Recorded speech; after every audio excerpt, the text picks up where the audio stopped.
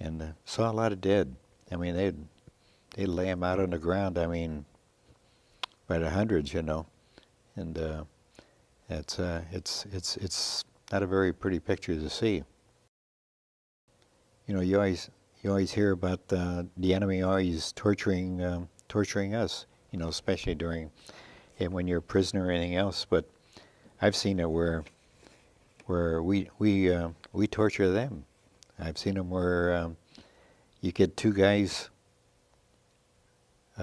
facing each other, and say that you can't get the information out of them. So what you do is you get two guys to face each other, and you give them each a board, and what you do is you tell the one guy to hit the other guy, and at first he's not going to hit him very hard. So what you do is they'd show him how to hit him. So they'd take him, they'd hit him, whack him good, and so okay, they do it like that. So he'd hit him, and of course if somebody hits you like that, you're going to hit the other guy right back.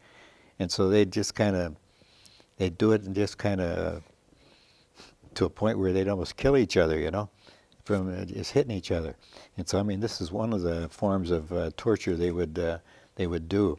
And another one was that they'd take a steel pipe, kind of a long steel pipe, and they'd make them kneel on it, right above their knee, and make them kneel on it for, we'll say, half hour, an hour, or whatever.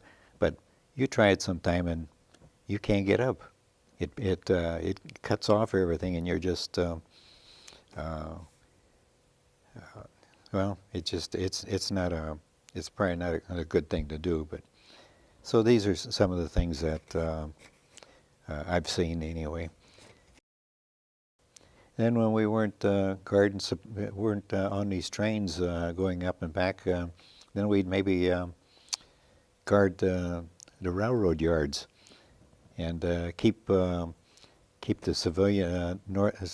South Korean civilians from going in there. And a lot of times they'd try and take the cars apart and use the wood for firewood. And of course, then there was also the cars that were loaded with grain, and they'd go in there with big metal pokers underneath, and they'd jab holes and be able to run away with, take all this grain and run away with it. And once again, these are people that are hungry, and they'll do anything to get food or to get something to keep warm with.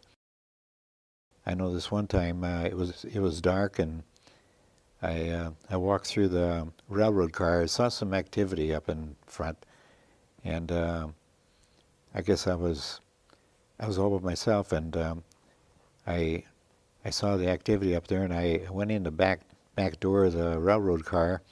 And I was going up the aisles, and it was one of those cars that it was used for sending the military people, the soldiers, up and back. There were all seats, in other words. And so I was walking up there, and I didn't have my flashlight on, but I had my hand on my 45, and I walked all the way over, and I saw some activity in between the seats, and I showed my my flashlight at them, and I had my gun, and I says, "Hey!" And I kind of startled them, and here it was, just some young kids, and they had these little rusty cans, and they were going in between the seats and catching the little bits of crackers and whatever servicemen would be dropping on the floor, and they would pick it up and put it in these cans, and that was their food. So I mean, once again, and then interesting is that one of the kids, he had a makeshift crutch. He only had one leg, and thinking that maybe he probably lost it with a landmine or who knows what. But you saw an awful lot of these young kids that probably never had a haircut. I mean, they would wear maybe sometimes a helmet, and they took the helmet off. It was in the shape of their hair and everything. It was in the same shape as that helmet was on the inside. It's all they wore. And so I don't think they've ever had a bath, but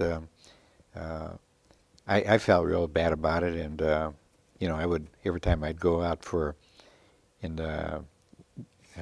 go eat or whatever, I'd stick some other things in my pocket. Whenever I see these kids, I would give them some.